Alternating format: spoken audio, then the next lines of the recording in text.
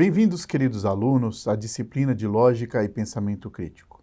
Nesta nossa disciplina, nós consideraremos os elementos fundamentais para o uso correto da razão, mediante as ferramentas da lógica, chamada também de lógica tradicional.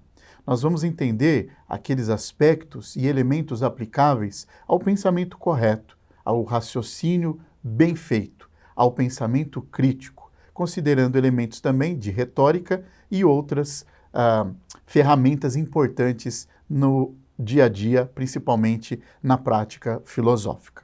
Começamos entendendo que a lógica tradicional é parte das chamadas artes liberais.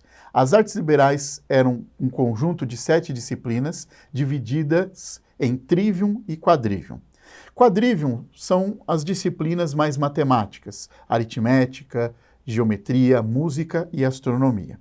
O trivium constituía as disciplinas mais humanas, as disciplinas das linguagens. E a lógica se insere exatamente nesse contexto das linguagens. Originalmente, o termo arte vem do latim ars, que por sua vez traduz o termo grego tekné. Tekné é um tipo de conhecimento mais prático, é um saber fazer, não é? Então, quando falamos de arte, estamos pensando em certos preceitos da arte, em certos procedimentos, uma sequência de coisas que permite produzir ou fazer alguma coisa. As artes liberais são assim chamadas para distinguir as artes praticadas pelos homens livres, em oposição aos servos, escravos originalmente no mundo grego e latino, e depois na Idade Média para aquele homem que pensa por conta própria, que é capaz de fazer o uso correto da razão. E em oposição às outras artes chamadas de artes civis, ou em oposição às outras artes também chamadas de artes servis, que tinham uma finalidade mais prática para o dia a dia das pessoas em sociedade. Bom, o emprego do termo arte nesse contexto clássico é diferente da semântica atual. Em linhas gerais, para nós, arte é algo que se faz ou que é produzido. Quando nós olhamos um quadro, acabamos de dizer, olha, que bela arte que está aqui diante de nós. Não, aquilo é o produto de uma arte na acepção clássica. Desse modo, consideramos que arte é o que é feito por um artista. Já para os autores antigos e medievais, arte é algo que se possui, é um hábito, do latim habeo, eu tenho, eu possuo. Portanto, um artista ou um artífice possui arte, não faz arte. Ademais, hábito também não era considerado apenas um costume, algo rotineiro, e sim algo próprio de uma pessoa. Na visão clássica, hábito é uma disposição em relação a um fim buscado pelo sujeito. Nessa perspectiva, arte é um hábito prático. Por isso, a sua conotação ligada à tekné, a algo que é mais técnico.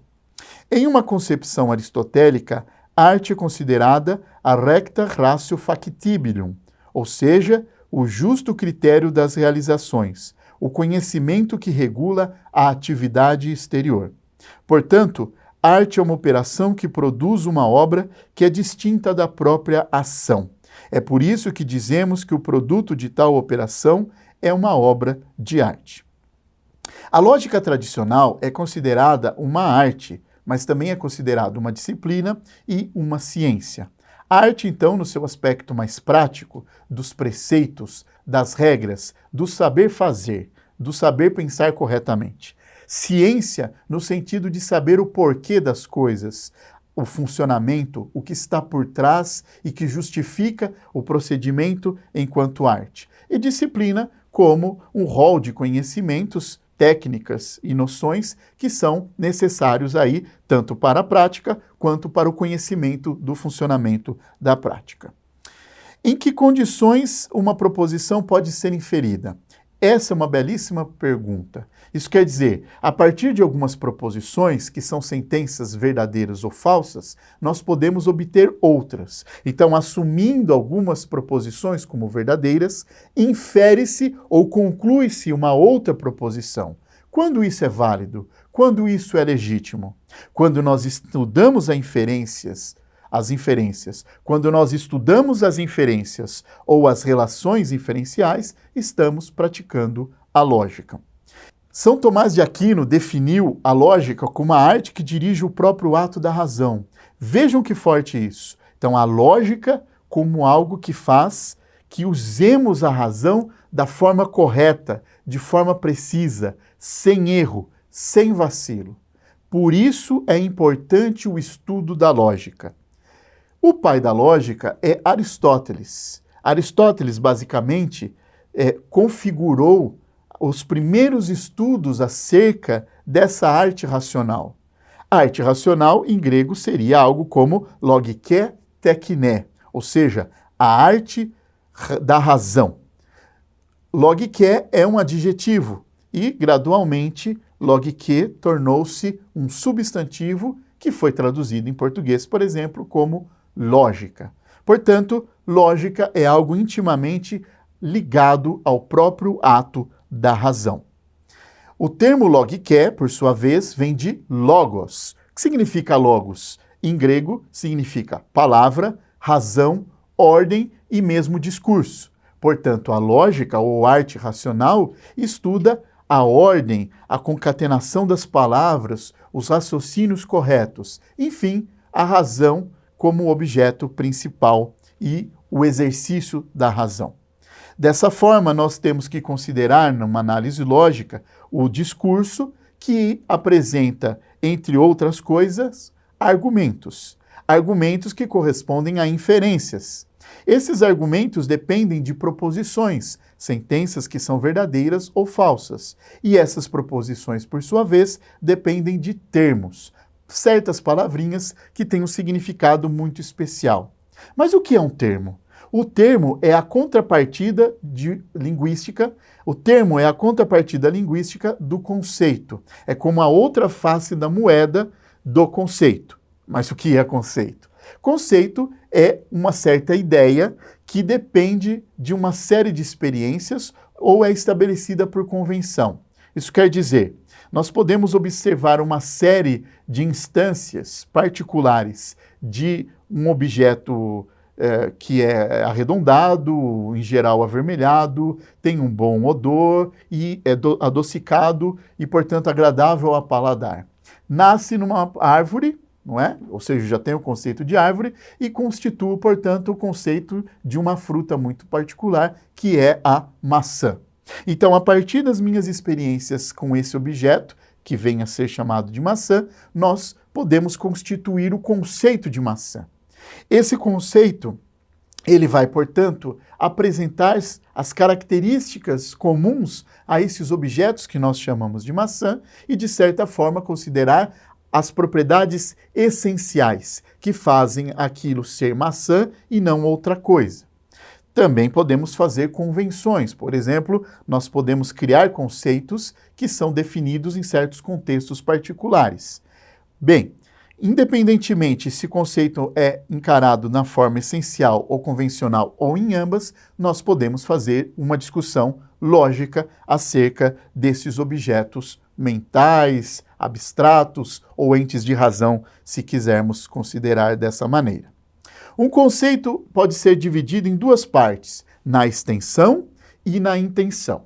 Na extensão do conceito, nós incluímos todos os objetos, todos os elementos que caem no escopo do conceito. Então, se eu estiver considerando o conceito de maçã, nós vamos ter todas as maçãs como componentes da extensão de maçã, os objetos, as frutas propriamente ditas, possíveis, imagináveis, existentes ou não.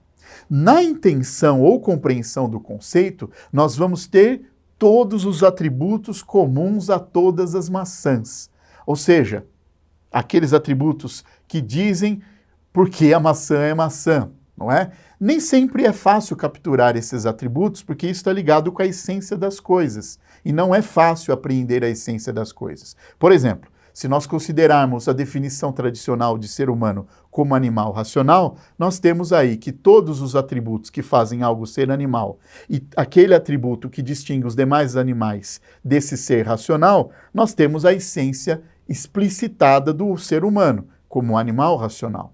Mas nem sempre nós temos uma definição tão precisa e isso não é tão simples de ser apresentado.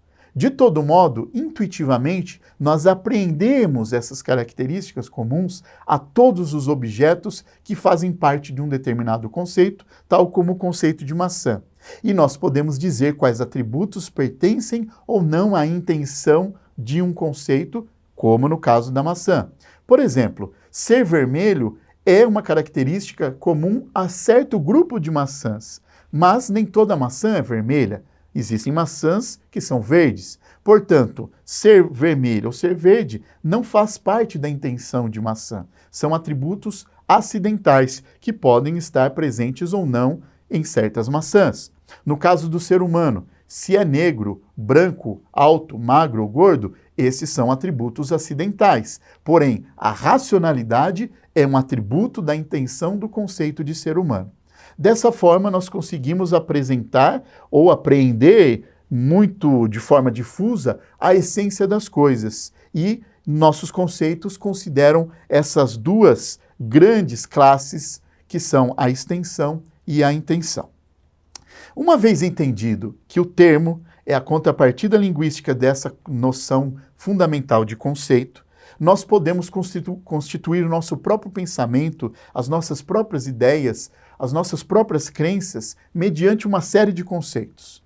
O passo mais natural é tomarmos dois conceitos e compararmos e verificarmos a conveniência entre eles. Isso quer dizer, quando eu considero um termo que corresponde a um conceito como sujeito e outro termo que corresponde naturalmente a outro conceito como predicado, será que podemos afirmar a conveniência de um termo como predicado de outro? Ou melhor dizendo, se eu tiver dois termos, eu posso afirmar ou negar a conveniência entre eles, quando eu considero um como sujeito e outro como predicado. Como exemplo, podemos considerar a maçã é vermelha. Se eu estiver analisando uma maçã específica e considero o conceito de maçã e o conceito de vermelhidão, ou enfim, de vermelhitude, alguma coisa do gênero, essa noção de ser vermelho pode ser aplicada a essa maçã específica? Se sim, eu afirmo a conveniência do vermelho como predicado de maçã que está sendo analisada como sujeito. Se a maçã for verde, por exemplo, eu vou dizer não, a maçã não é vermelha. Então eu nego a conveniência desse predicado ser vermelho à maçã em questão.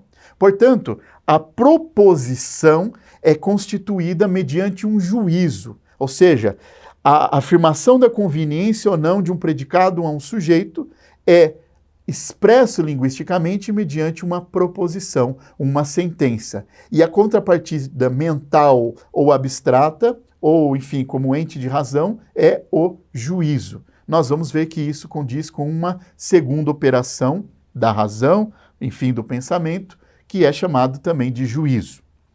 Bom, como nós indicamos uma proposição, a conexão entre dois termos, ou entre dois conceitos, se estivermos falando no âmbito mais mental ou abstrato, nós utilizamos o verbo ser em língua portuguesa, não é?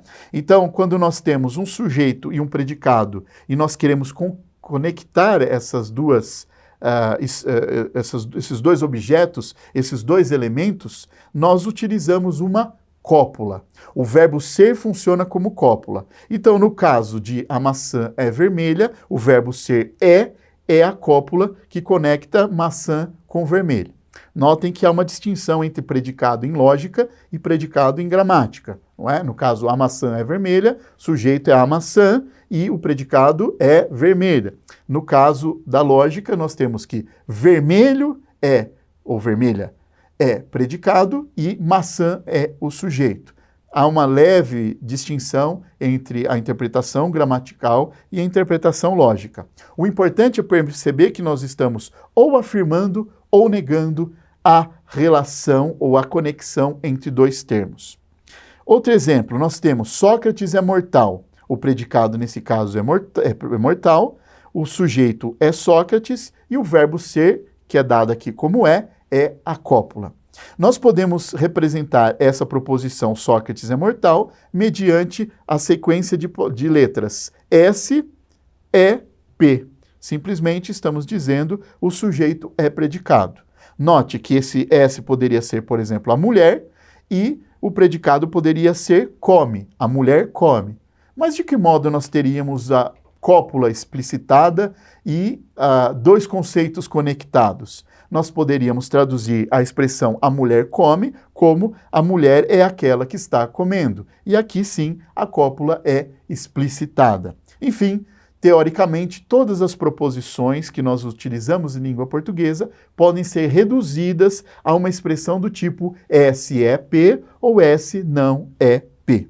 Então, nós podemos estabelecer que proposição é uma sentença que pode ser verdadeira ou falsa, lembrando que algumas expressões em língua portuguesa, por exemplo, não são proposições porque não são verdadeiras nem falsas. Perguntas, por exemplo, não são verdadeiras nem falsas, né? Por exemplo, está chovendo agora? É uma pergunta. Isso é verdadeiro ou falso? Não é nenhum nem outro. A resposta é que vai ser verdadeira ou falsa. Está chovendo ou não está chovendo.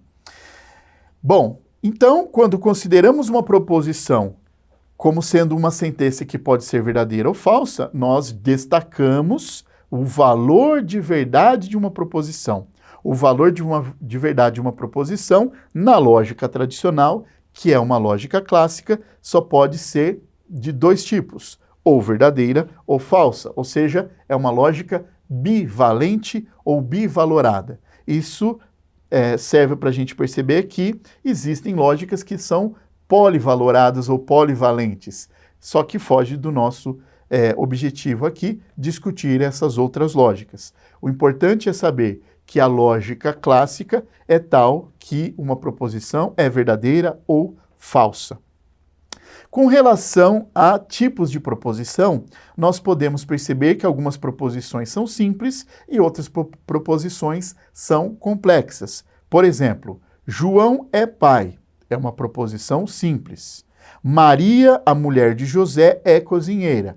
Fica evidente que há uma certa distinção com relação à primeira proposição, não é? A estrutura é mais complexa, portanto, é uma proposição complexa. É uma proposição que usa outros termos para estabelecer relações e afirmações ou negações, enfim, concatenar ideias.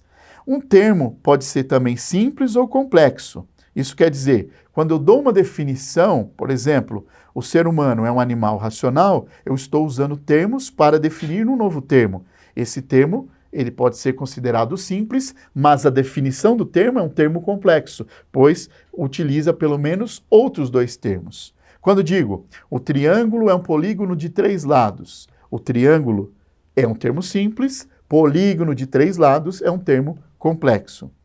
O termo pode ser singular ou primitivo, não é? Quando nós consideramos, por exemplo, Sócrates, ou João, ou Pedro, ou Maria, esses termos são termos singulares, pois são nomes que nós damos aos seres, às coisas específicas. Podemos falar de termos primitivos no sentido de que consideramos sem definição, como básicas. Em qualquer teoria, em qualquer discurso, alguns termos são considerados como primitivos. Nós assumimos sem definição. Quando damos definições, nós utilizamos, em geral, termos ou definidos ou termos primitivos. E, em última instância, todo termo definido depende de termos primitivos. Também podemos falar sobre o valor de verdade, como mencionado, de uma proposição. E já estabelecemos que uma proposição é verdadeira ou falsa. Como a lógica clássica é bivalente, nós temos em questão aqui dois princípios fundamentais ligados ao valor de uma proposição: o princípio de não contradição e o princípio do terceiro excluído. O princípio de não contradição diz o seguinte: uma proposição e sua negação não podem ser ambas verdadeiras ao mesmo tempo sob o mesmo aspecto. O princípio do terceiro excluído diz: uma proposição ou é verdadeira ou é falsa. Não há um terceiro valor de verdade. Esses dois princípios, juntos com o princípio de identidade, que diz que tudo é idêntico a si mesmo, formam aí os princípios da lógica clássica. É importante conhecer esses princípios para pensar de forma coerente no contexto da lógica tradicional ou da lógica clássica. Não podemos assumir que algo seja verdadeiro e falso ao mesmo tempo sob o mesmo aspecto.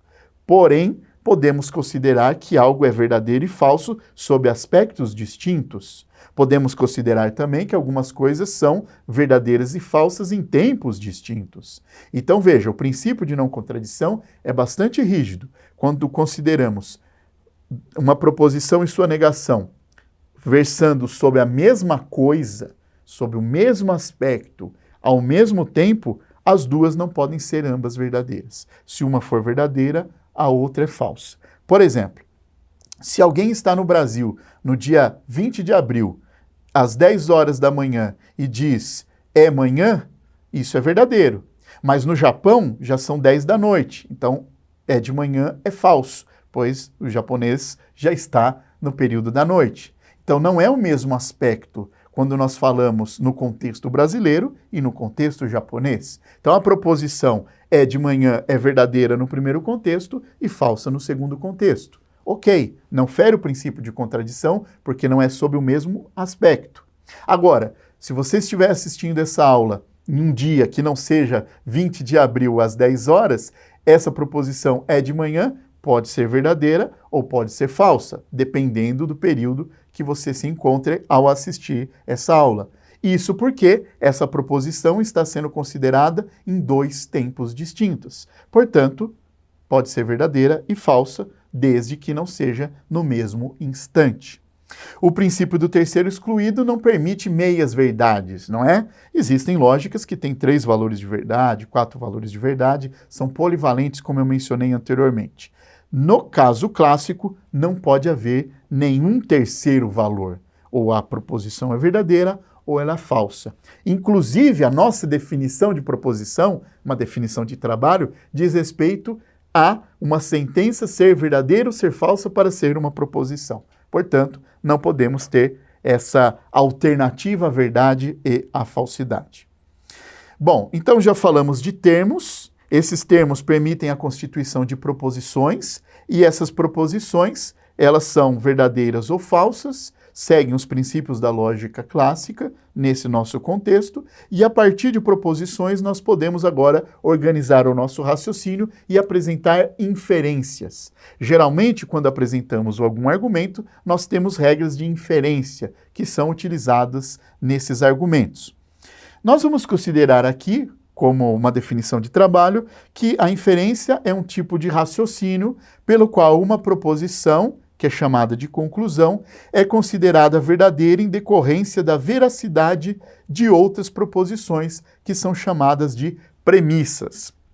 Então, se nós assumirmos que algumas proposições, que são as premissas, são verdadeiras, e utilizarmos algum procedimento, algum tipo de raciocínio a fim de obter uma outra proposição, nós estamos inferindo uma conclusão a partir das premissas.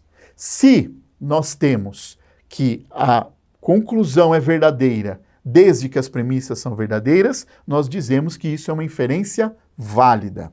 Ou seja, a verdade é preservada. A conclusão é verdadeira sempre que as premissas forem verdadeiras.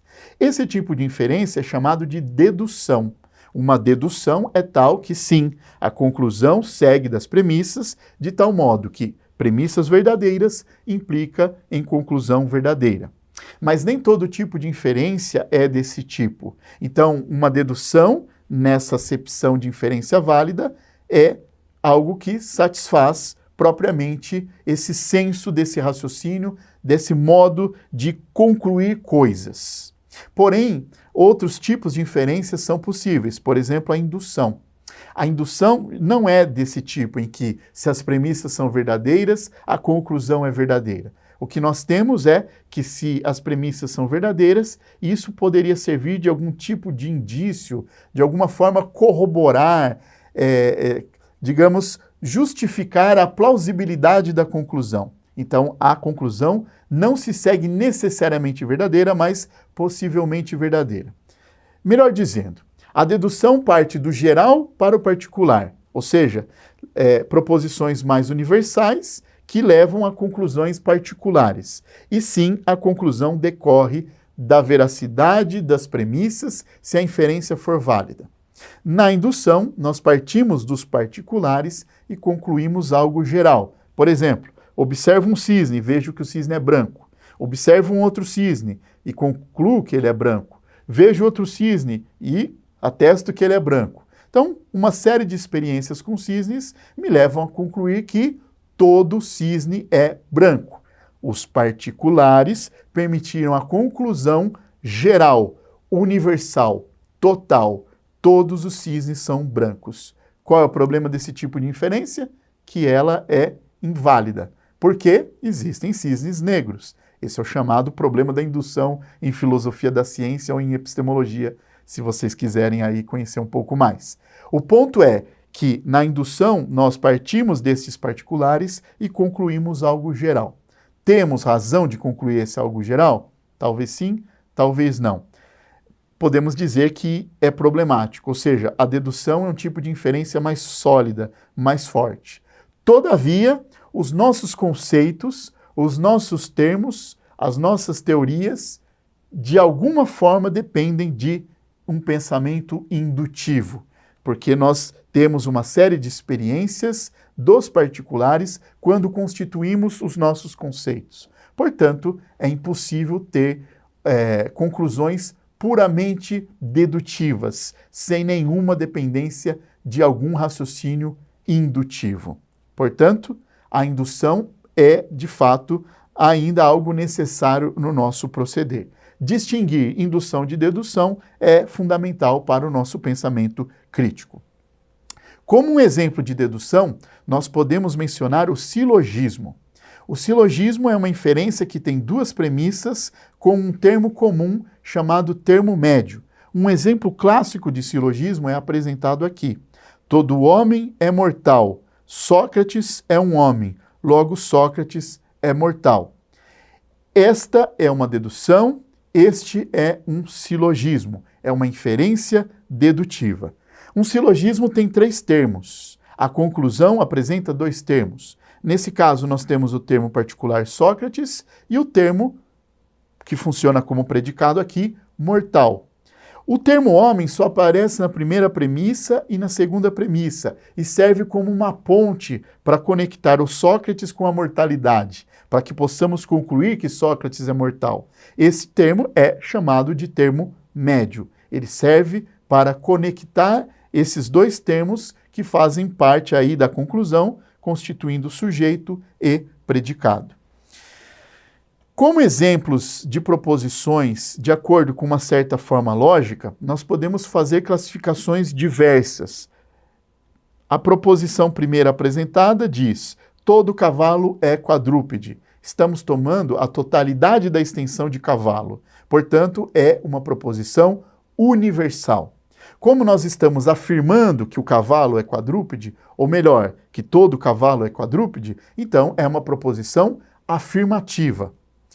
O segundo exemplo, nós temos nenhum cavalo é quadrúpede. Aqui estamos tomando também a totalidade da extensão e dizendo que nenhum dos objetos da extensão do conceito cavalo é quadrúpede. Portanto, ainda assim, uma proposição universal. Só que como estamos negando a conveniência de quadrúpede aos cavalos, apesar de falso, não interessa do ponto de vista da forma lógica, nós estamos com uma proposição negativa, portanto, uma universal negativa. O próximo exemplo vai considerar uma parte da extensão do conceito de cavalo. Algum cavalo é quadrúpede. Como é uma parte da extensão, é uma proposição particular. Como afirma, é uma particular afirmativa. E, finalmente, algum cavalo não é quadrúpede, toma uma parte novamente, só que na versão negativa. Portanto, uma particular negativa. Na coluna das formas, nós temos modos de representar a estrutura dessas proposições, de modo que uma universal afirmativa pode ser reduzida à forma todo S é P, uma universal negativa pode ser reduzida a nenhum S é P, uma particular afirmativa, algum S é P, e uma particular negativa, algum S não é P. Nós usamos letras para representar também estas formas, que são as vogais A, E, I e O. A, que representa universal, é a primeira letra da palavra afirmo, e o I é a segunda vogal da palavra afirmo, que indica também uma afirmativa. A letra E é a primeira vogal da palavra nego e a O é a segunda palavra, ou melhor, a segunda vogal da palavra nego. Portanto, nós temos um mecanismo para nomear afirmativas e negativas universais e particulares. Cada silogismo pode ser colocado numa forma chamada de figura. Existem 4 figuras para os silogismos. Nós não vamos explorar isso muito, mas é só para perceber que alguns silogismos são válidos e outros são inválidos. O que quer dizer isso? Que alguns silogismos válidos são, portanto, tais que a conclusão decorre das premissas, ou seja, a conclusão é verdadeira sempre que as premissas forem verdadeiras. E outras inferências silogísticas são inválidas, portanto, são denominadas falácias, não preservam a verdade. São 4 tipos de figuras que nós podemos constituir. Depois vocês podem estudar com mais calma essas figuras. A primeira figura é relativamente a mais importante. Tem na primeira proposição o termo médio e o predicado da conclusão, o sujeito da conclusão e o termo médio. Isso configura essa primeira figura e a partir dela nós podemos estudar a forma mais científica, segundo Aristóteles, que é a forma chamada de bárbara. Nós temos universais afirmativas nas 3 proposições, nas 2 premissas e na conclusão, e é primeira figura, ok? Bom, nós podemos nomear então cada uma dessas formas mediante as possibilidades de letras que representam aquela classificação em universal, particular, universal particular não existe, universal afirmativa, universal negativa e assim por diante. E essas combinações possíveis permitem perceber 19 combinações válidas. A mnemônica utilizada pelos medievais está dada nessa tabelinha. Vocês podem perceber que a primeira figura tem AAA e é chamado de Bárbara. Todas as outras são chamadas aí por nomes que, enfim, servem para facilitar o raciocínio ou a determinação da inferência utilizada. Foge do escopo um aprofundamento sobre isso, não é? Mas é só para vocês conhecerem que existe todo um campo aí dos silogismos válidos que, enfim, ajudam aí o pensamento correto e as deduções válidas. Como eu mencionei, Bárbara é um exemplo mais importante, mais famoso, e eu coloco um exemplinho muito particular. Todo animal é vivente, é uma universal afirmativa. Todo homem é animal, outra universal afirmativa. Logo, todo homem é vivente, outra universal afirmativa. Todas afirmativas e todas universais. E aí nós podemos perceber que o termo médio é animal, aparece na primeira premissa como sujeito e na segunda premissa como predicado, servindo de ponte entre homem e vivente, de modo que nós podemos concluir que todo homem é vivente.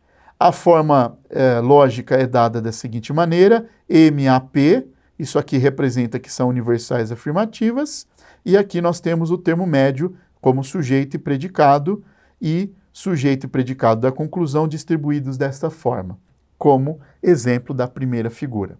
Bom, isso aqui traz alguns elementos numa casca de nós, muito brevemente, que servem aí de ponto de partida para estudos mais aprofundados que vocês podem empreender, seguindo aí a bibliografia recomendada, ok? Nós estamos apenas apresentando elementos fundamentais. O importante é perceber que existem modos de inferência diferentes, que algumas inferências são válidas, que preservam a verdade, e conhecer isso nos auxilia a evitar o engano, a evitar o erro. Bons estudos e até a próxima aula.